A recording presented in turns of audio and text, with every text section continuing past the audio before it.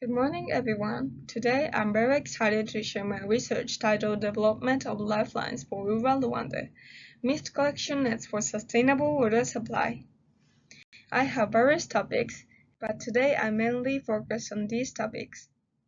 Before talking about the mechanism of the device, I would like to take you with me on back to an episode in Rwanda. It was exactly 6:53 in the morning. Looking through the window, I saw a long line of people, each holding a yellow plastic jerrycan. At the time, the sun had not fully risen, yet the spot was packed with people. People must have gotten there very early. Drawing water is a part of their daily life. The scene was simple, but striking. A witnessed powerful variety.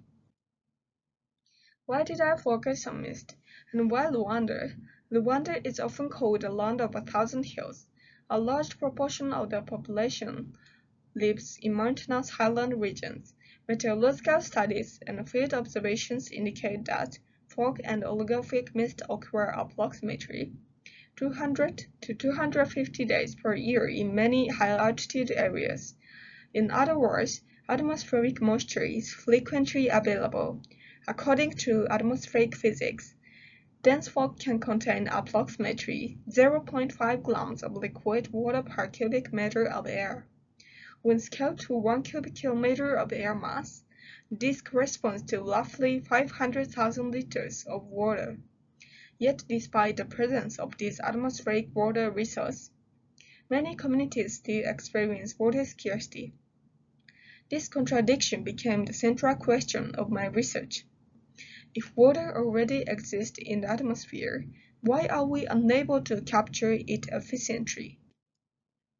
During interviews with specialists at the JICA Rwanda office, another challenge became clear.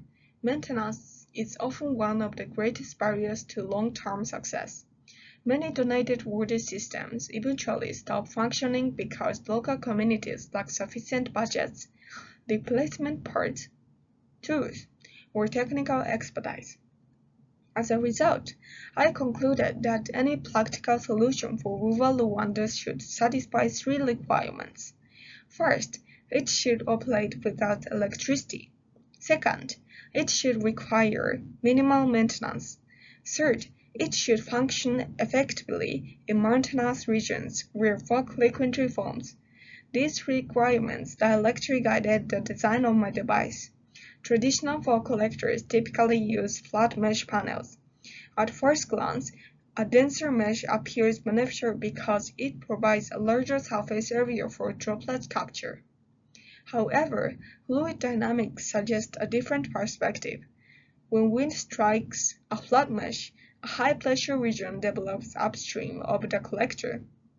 As a result, airflow is diverted along the structure. Many droplets follow these diverted streamlines and bypass the collector entirely.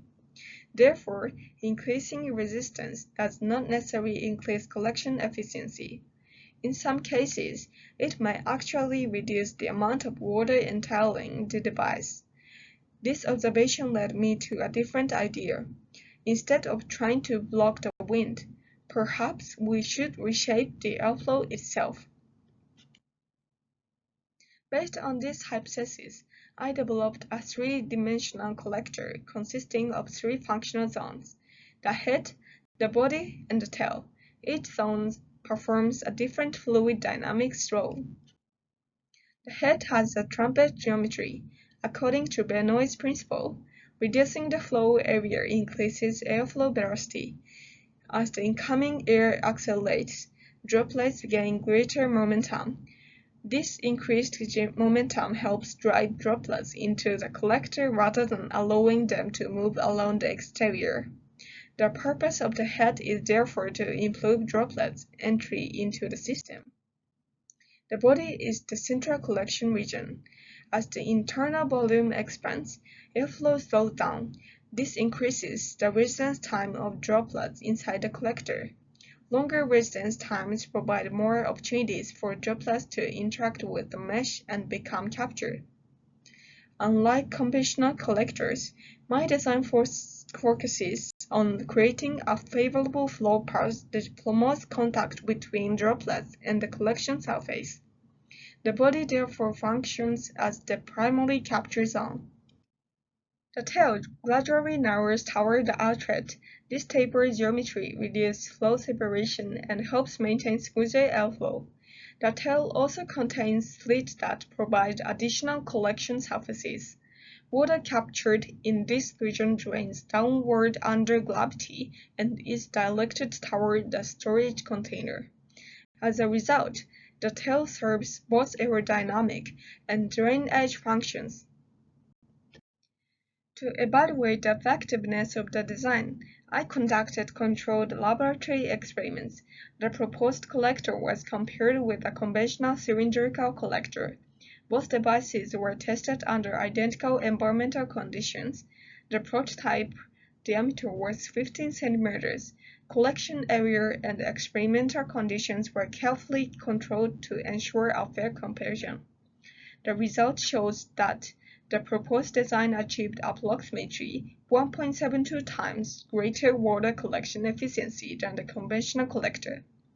This suggests that flow path geometry plays a significant role in improving performance. However, the most important result is not the 1.72 times improvement. The most important result is what we still fail to capture. Physics calculations indicate that approximately 159.3 milliliters of water pass through the device opening every hour. My design captures approximately 31.9 milliliters, or about 20%. This means that necessary 80% of the available water still escapes. At first glance, this may appear to be a limitation, but from a research perspective, it represents an opportunity. When scaled to a collector with a 1 meter diameter, this uncaptured water corresponds to more than 4,500 liters per year. That quantity alone could significantly support household water needs. Therefore, the remaining 80% represents a clear direction for future optimization.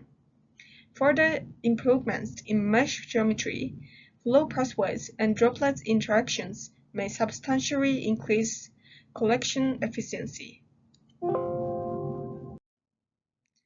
Because the device operates passively, it requires no external energy source. This makes it particularly attractive for remote and resource-limited regions. Potential applications extend beyond drinking water production. For example, fog harvesting could support micro-irrigation systems for coffee and tea farms located on mountainous slopes. The concept may also contribute to climate change adaptation strategies in regions facing increasing water stress. Furthermore, the same principles could potentially be incorporated into schools, clinics, and reforestation projects. In conclusion, this study proposes a new approach to fog harvesting based on fluid dynamics design. Rather than treating fog collectors as simple mesh structures, this research investigates how airflow can be intentionally shaped to improve odor capture. The proposed collector achieved approximately 1.72 times higher collection efficiency than a conventional design. At the same time, the results revealed substantial opportunities for further improvement. Water scarcity is often described as lack of water.